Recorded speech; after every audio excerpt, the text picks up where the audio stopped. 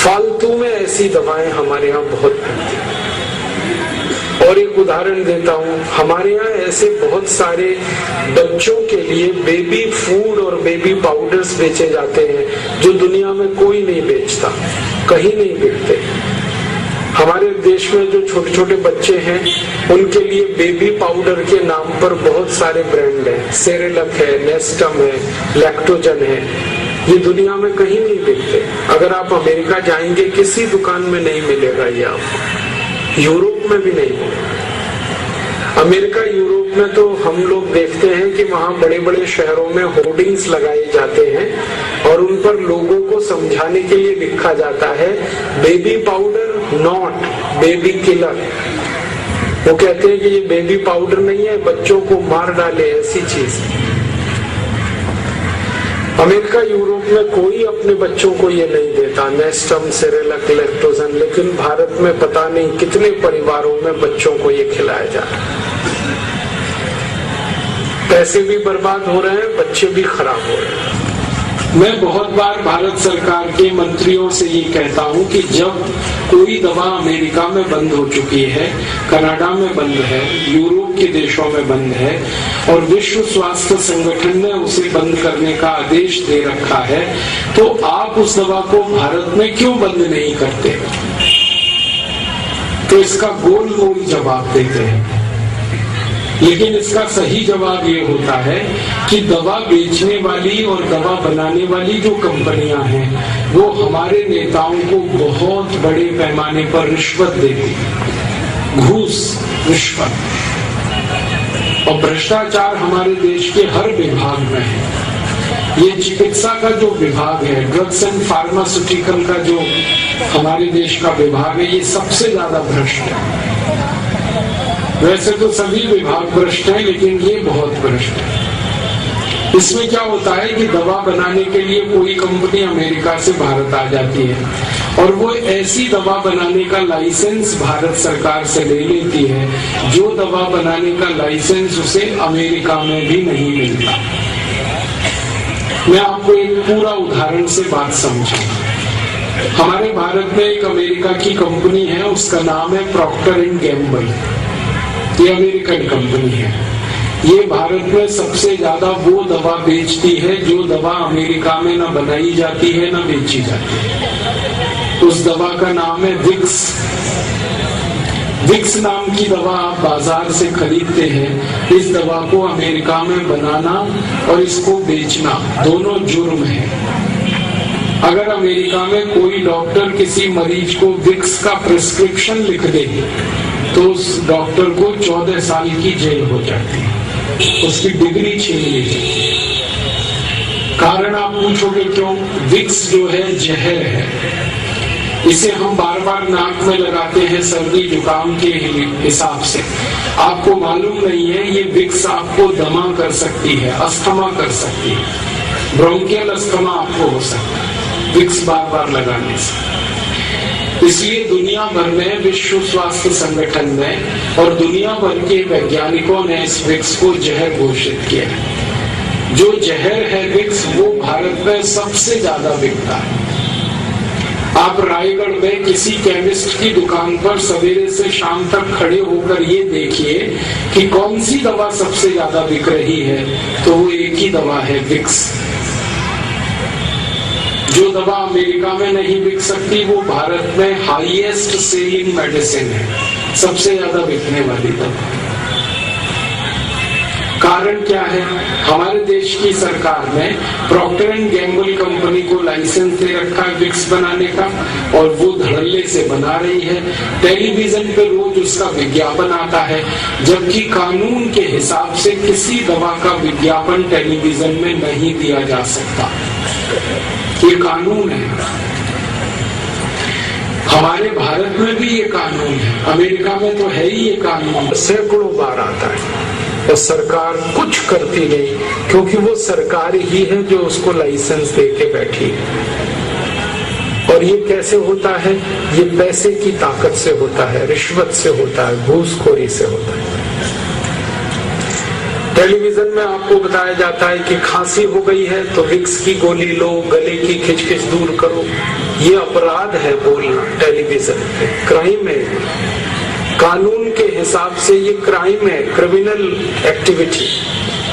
लेकिन हमारे यहाँ ये हो रहा है, कारण उसका घूसखोरी, रिश्वतखोरी, भ्रष्टाचार। और वो दवा हम खरीद रहे हैं। और ये दवा भी हम जब खरीदते हैं ना, विक्स तो कितनी महंगी मिलती है। 25 ग्राम विक्स 40 रुपए की है, 50 ग्राम 80 रुपए की है, 100 ग्राम 160 की है, 1 किलो 1600 रुपए की है।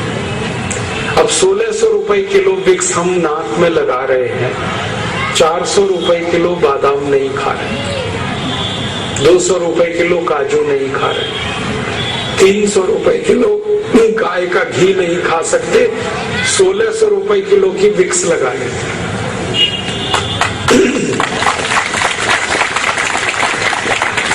आपको मालूम है ये विक्स बनती किससे है? ये बनती है पेट्रोलियम जेली से।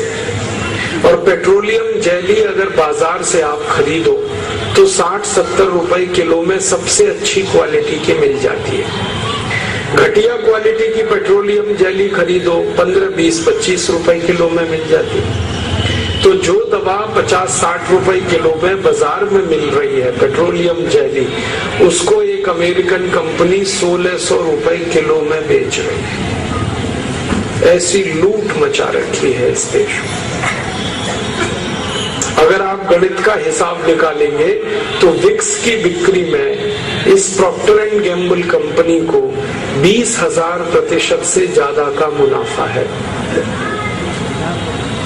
और ये मुनाफा आपकी जेब से लूटा जा रहा है। और सरकार इस घोटाले में शामिल है। सरकार ने लाइसेंस दे रखा है, आंखें बंद कर रखी हैं, कंपनी लूट रही है पूरे देश को। और दवा ऐसी बेची जा रही है जो कहीं नहीं बिकती पूरी दुनिया। हम सब लोग विदेश प्रवास पे जाते रहते हैं और कई बार वहां के डॉक्टर्स और चिकित्सा विशेषज्ञों से बातें करते हैं तो वो हैरानी से हमसे ये पूछते हैं कि भारत में ये कैसे संभव होता है कि एक पॉइजन मेडिसिन को बेचा जाता है, एक जहर दवा को बेचा जा सकता है भारत। ये हमारे यहाँ होता है। और एक उदाहरण देता हूँ, एक विदेशी कंपनी हमारे यहाँ एक दवा बनाती है और बेचती है, उसका नाम है आयोडेक्स।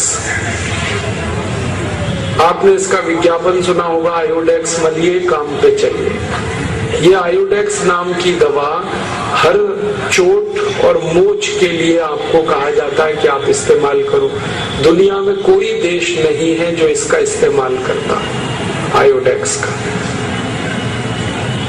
अमेरिका, कनाडा जैसे सब देशों में ये बंद है, 20 साल पहले बंद है, लेकिन भारत में धड़ल्ले से बिक रही है। फालतू में ऐसी दवाएं हमारे यहाँ बहुत बनती है।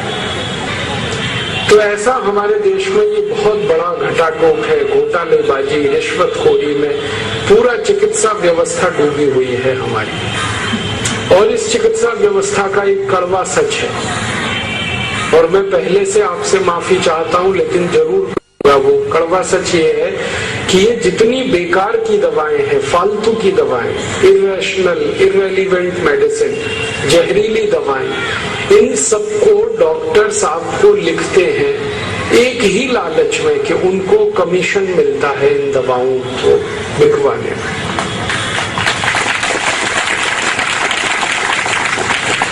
हमारे भारत के बड़े बड़े डॉक्टर्स को मैं मिलता रहता हूँ, उनकी जो प्रेस्क्रिप्शन स्लिप है वो मैं इकट्ठी करता रहता हूँ। हमारे पतंजलि योग पीठ में आप जानते हैं कि हर दिन करीब 2-2.5 हजार मरीज आते हैं, और उनमें से ज्यादा मरीज ऐसे होते हैं जो अंग्रेजी एलोपैथी के चक्कर में सब बर्बाद करा चुके हैं। किडनी खराब हो गई, लीवर डैमेज हो गया, दमा हो गया, अस्थमा हो गया, अल्सर हो गया, पेप्टिक अल्सर हो गया, अंत में आते हैं हमारे यहाँ। तो पहले कहाँ कहाँ इलाज कराया हम उनसे पूछते हैं, तो उनके प्रेस्क्रिप्शन स्लिप में देखता हूँ। तो डॉक्टर्स की लिखी हुई ऐसी ऐसी दवाएं देखकर मैं हैरान हो जाता हूँ, जिन दवाओं को कोई भी ईमानदार और संवेदनशील डॉक्टर अपने को नहीं खिला सकता, अपने घर परिवार के लोगों को नहीं दे सकता, वो दवाएं डॉक्टर मरीजों को लिखता रहता है। और जब वो स्लिप लेके हम डॉक्टर्स को मिलते हैं और कहते हैं कि आपने ये दवा कैसे लिख दी इस मरीज को, क्योंकि इस दवा के तो 100 से ज्यादा दुष्परिणाम है, दुनिया के इतने देशों में ये बैन है, आपने कैसे लिखा इसको, तो वो डॉक्टर्स जो है ना मुस्कुरा के रह जाते हैं। और जो थोड़े हमारे नजदीकी हैं वो कहते हैं क्या बताएं भाई, कमीशन मिलता है इसमें, और कमीशन थोड़ा बहुत नहीं मिलता, 40% तक मिलता है। आपको शायद ये बात मालूम है या नहीं कि अगर आप किसी केमिस्ट की दुकान से 1000 रुपए की दवाएं खरीद रहे हैं, किसी डॉक्टर की स्लिप पर लिखी हुई, प्रेस्क्रिप्शन स्लिप पर लिखी हुई, तो उसमें से 400 रुपए डॉक्टर के पास जाएगा। ये सारे केमिस्ट जो है ना डॉक्टर्स के साथ जुड़े हुए हैं, कमीशन खोरी हैं। वो दवा बेचेंगे, मुनाफा आएगा, उसमें से 400 रुपए डॉक्टर के पास पहुंच जाएगा।